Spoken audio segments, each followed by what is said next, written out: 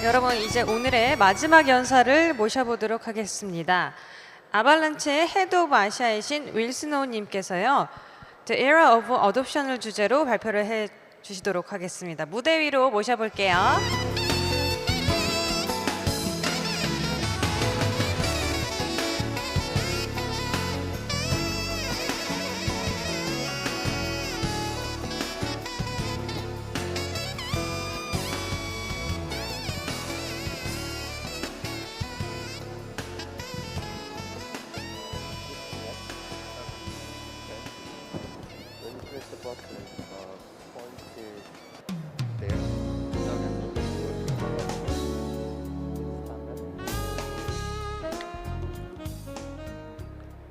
Hello everyone. You may have a pretty sleepy afternoon, but I'm here. So let's just start with something maybe it's more interesting about investment in the next stage. So we talk about Avalanche. And then now you see maybe you're entering about Web3. And are you really there in Web3? Probably you don't know. So actually we're not quite there yet. So many people would think that, okay, we're already in the era of Web3, but actually we're just moving there slowly. So there are three stages in life that we see. They're Web 1, Web 2, and Web 3. So during this process, I think like Web 1 actually is too young for me to remember. So I don't really know what happened there. And for Web 2, it's a transformation of information.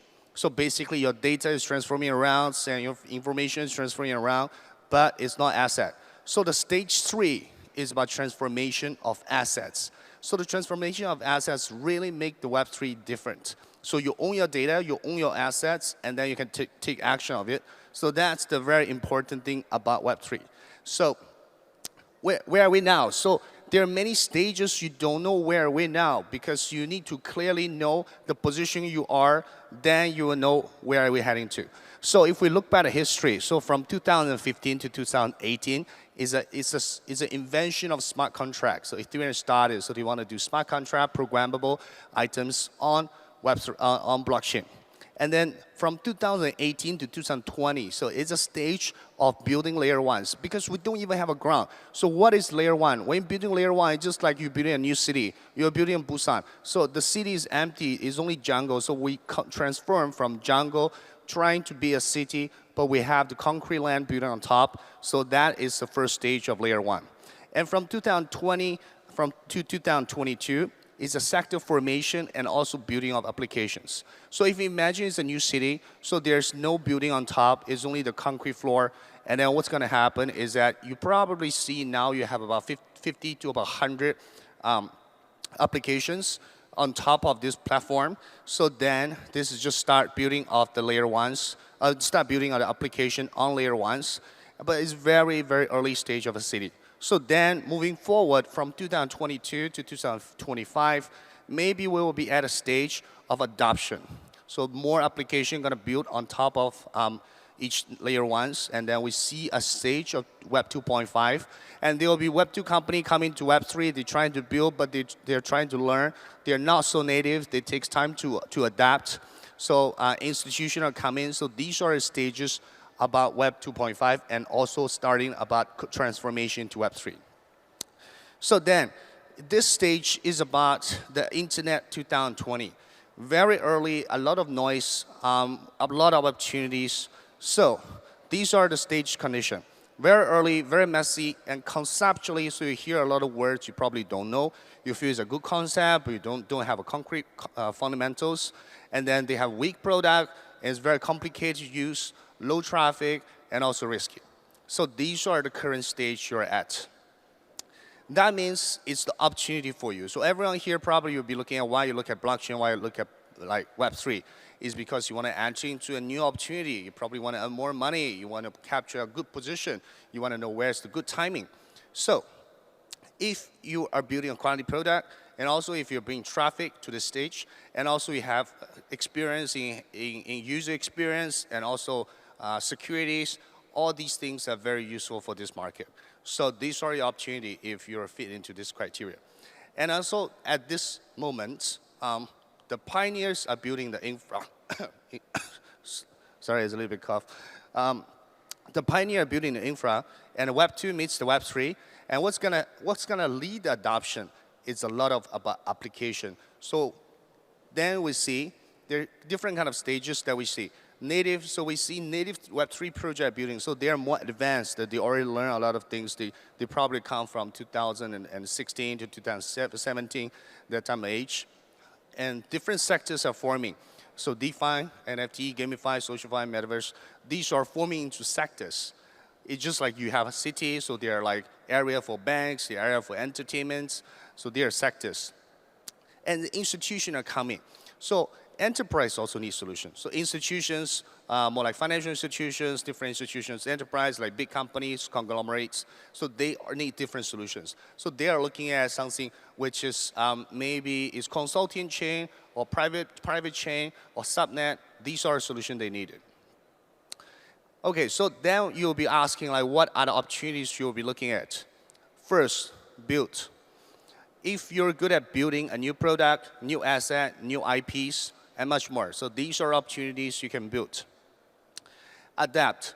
So adoption is also requires if you can adapt into this market.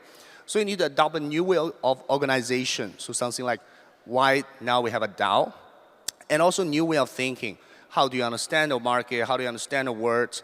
And new way of transforming asset. Last time we transferred the asset from the banks, from your house, but now we transfer the asset from token, NFT. So these are the adoption you need to have. Investment. So there are many things you'll be probably looking at investment. So new type of, but not companies. Last time maybe companies, but now maybe projects. And new type of asset class and new type of people. Investing in people is always very valuable. So then the second question is how to invest. And okay, anything about investment opinion is my personal opinion, so just take it easy. So very simple, 3 rules. Firstly, you need to capture a mega trend. Mega trend is very, very important. The mega trend is somewhere you capture your most upside, but you need to enter early. And then invest in 2 directions, primary market and secondary market. Primary market maybe from early stage token sales, NFTs, whitelist, whatever. And then you have secondary market opportunities, then you can obtain this opportunity from trading exchanges, somewhere you can buy low and sell high. So with those opportunities, you get chance to enter the market with potential upside. Okay, now we look at different layers of opportunities. A lot of people, when they look at investment, they will be seeing, okay, how to invest, where to invest, but they can't capture the opportunity. But now we layer those opportunities. Layer ones, I think most of the layer ones fights are gone, so they are finished. So you can capture those opportunity in the secondary market. You can buy from exchange or OTC market. Middleware is a layer on top of layer ones. So middleware usually will make the Web2 developers or Web3 developers much easier to adopt into this market. So with those tools, Web2 developers can easily access or program into Web3 platforms, and also maybe on-ramp, off-ramp, different kind of transformation tools, aggregation tools. So these are middlewares. So the middleware, we're still seeing the opportunity of building. So we have the secondary market opportunities and also equity opportunities, because many of those middleware, they are categorized under infra, so they go equity direction. Applications. Applications, we still have a lot of primary market opportunities. So these are opportunities you can invest in token sale, ICOs. They have something like private sales. All these opportunities come from primary market, but secondary market also have a lot of application opportunities. So these are opportunities where you have to see how do you define the opportunities there. I use DeFi as example. So there's thousands of DeFi product has launched during the DeFi summer, but what remains? What remains are those OG ones. Say for example, Uniswap, Aave, Curve. So these are the OG ones you have to always remember. So it's a big wash from the market. The remaining strong ones with good transactions, with good TVLs, those are the next opportunity you have to capture when the price is low. So when to invest? Okay, I give you some fundamental data. So data never lies. The data is important. So these are next few pages are very important. You need to remember. So because I'm come from Avalanche, so Avalanche is also a layer one, and then we're currently around 15 to I think around 15 in the world ranking on CoinMarketCap. So I have some data from the Avalanche network. So their fundamental information very important to understand network. It's their transactions, wallet address, developers, and also contracts. So let's look at transactions. From the very early stage back to 2021, I can't get data earlier than this. We start from very early stage with some transaction, progressively see the direction actually is moving up. So now we have an average transaction daily, it's about 2 million. The highest almost 4 million. So this direction we see is an upload swap direction, so it's going up. And then look at, this is called validator. So validator basically are nodes. So the nodes actually will grow from 0 until more than 1,500 nodes. Now it stays around 1,200 something, 1,218. So these are the nodes we have. So the more nodes you have, that means the more decentralized the platform is. Okay, this is delegators. Why the delegators and validators are growing differently? So validators, you're required to stake 2,000 Avalanche, but delegators only can start with 25 Avalanche. That means they require much smaller portion to stake with validators to earn the reward from the network. So with smaller amount, people are participating much better. So you can see the growth of the delegator is much better. That means more people participating to validate together with the validators. Contracts. The contract does not mean there are how many projects in the network, but that means how many, like close to the number of projects in the network.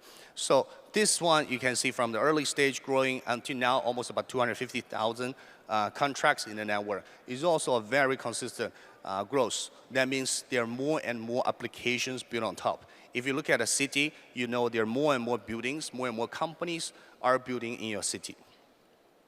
Contract developers. So basically, these are builders in the market. They are building the programs. So they're building those applications.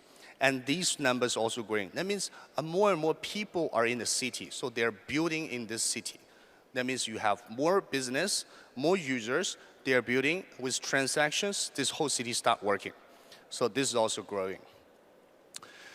Okay, the bad news. The bad news is BTC network is very quiet. So if you look at the chart on the very low, from here, you can see we are hitting a very low transaction with the low price level. So that's the BTC network total transfer volume. Okay, the second bad news is the miner cost is higher with difficulty increasing. That means the calculating power increased with Bitcoin. That means more and more people are fighting for the reward of Bitcoin network. That means the cost of each miner is getting higher. So now I think the average cost for a mine a Bitcoin is around 19,000. So the cost actually is increasing. So now we are touching the very low, it's called hash price all-time low. So that means it's also extreme information. Okay, so the good news is, if you look at the very right, okay, this side, the very right. So the red and blue, what does that mean? The red means aggressive selling. Blue means aggressive buying. So that means we are progressively transiting out from the selling zone and progressively entering into the buying zone. And these are the two ones. The top one, if you see on the left, is more than 10K. The below ones are less than 1. That means the top one is the whales in the market buying Bitcoin. The below one are the shrimps buying Bitcoin. So that means these are the important information. You see who are buying and who are selling. So in October, the behavior starts shifting. Okay, the next slide also important. In October itself, there are 123,000 Bitcoin withdraw from the exchange. What does that mean? That means people, institutions, rich people, whales, they're entering into the exchange, buy the Bitcoin, and then send back to their wallet. So that means they are buying. So if you have applications, sometimes give you alert, tell you the transfer from exchange. These are information important. They are buying, but you don't know. Another information to support this is if you look at exchange data, the more stable coin inflow into the exchange. You can see the right side, this portion. So the inflow of the funds indicates people are transferring the money into the exchange and buying the Bitcoin. So these are buying information that general people don't know. And by the way, this is the data from Glassnode. Just credit to them. It's a good analytic information. So when are we there yet? So my friend teach me these words. It's called 지금이 바닥에 가요. Maybe it's right, maybe it's wrong, but yeah. So this is what people ask: are we there yet, or are we really at the bottom? So, are we really at the bottom? It's for your judgment, but I give you the information. So we come from layer ones. So when we are layer ones, we need to look at, from ecosystem perspective, what to invest. So I have an equation here. The equation is basically the ecosystem is equal to builders plus users plus funding. That means it's actually very similar to how you build a city. You need companies, you need people. So it's just how Busan do for the blockchain week. You need more blockchain company come here and build. You want more people migrate here and build. But what they can provide, they need to provide some fundings, maybe investment funds, incentive funds. So these are the first layer structure. Second layer is traffic exchange and macroeconomies. So traffic means that the transaction happening. Exchange is value that exchange in the ecosystem, and then the macroeconomy. So I think we have almost all of it, but the macro environment may be not as good for the current global situation.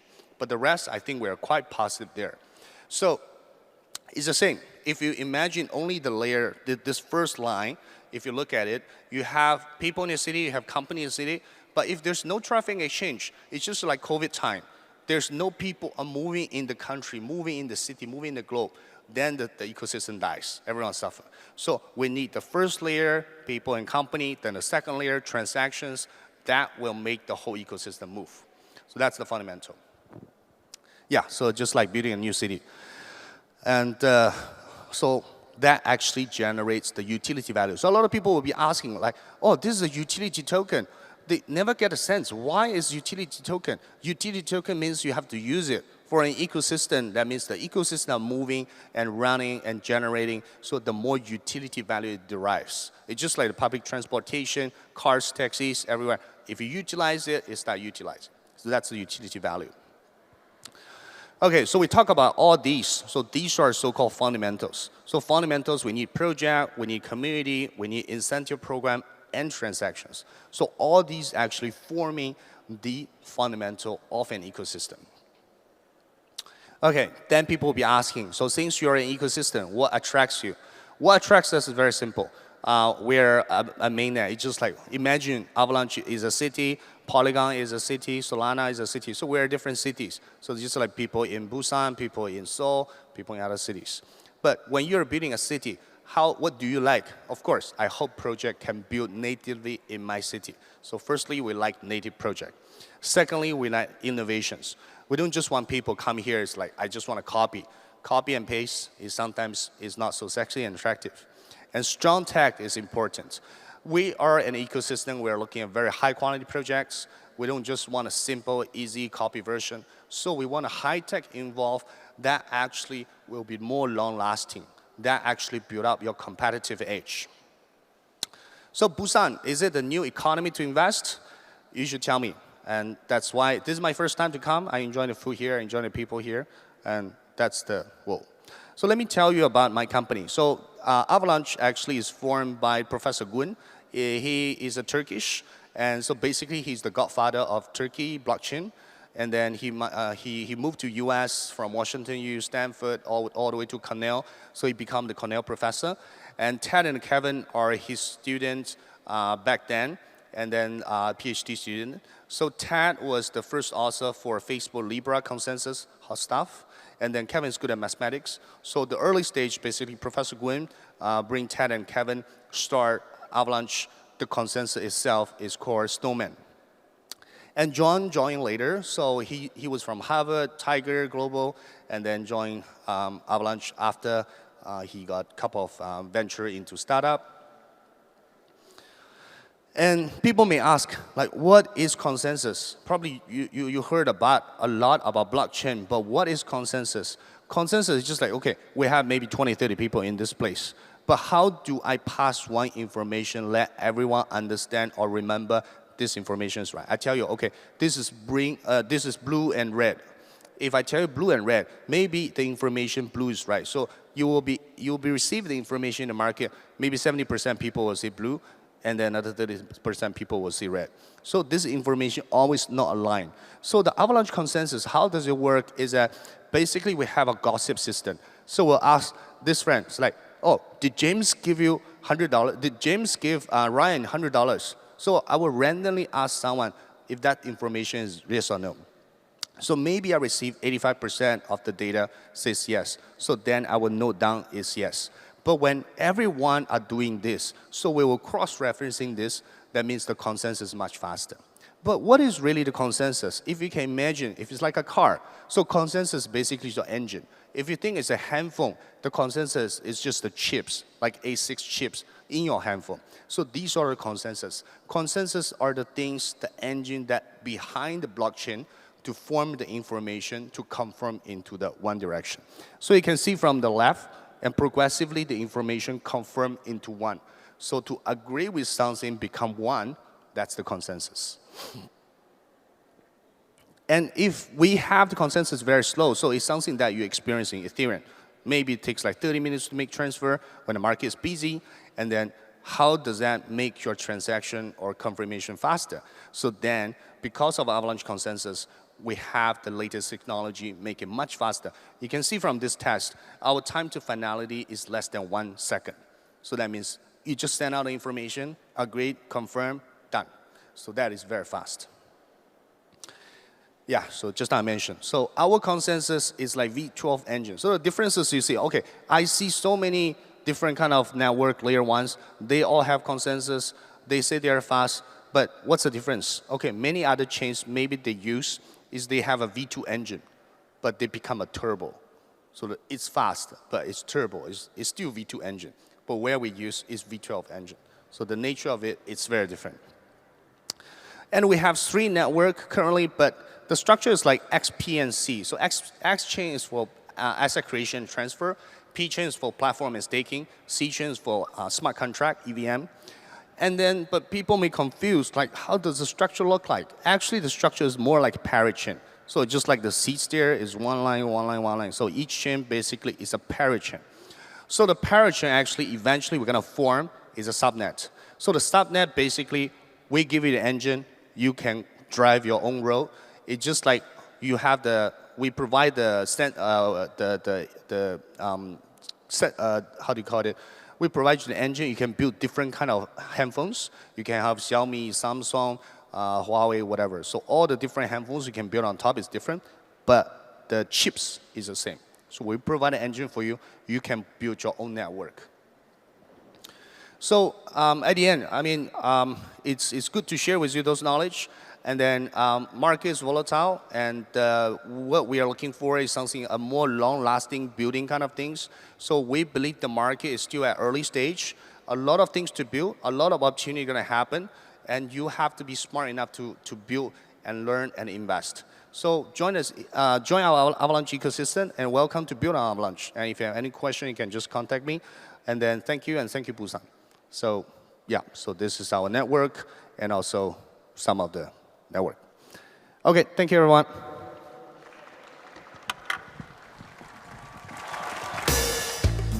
네, 아발란체의 윌스노 님이었습니다. 감사드립니다.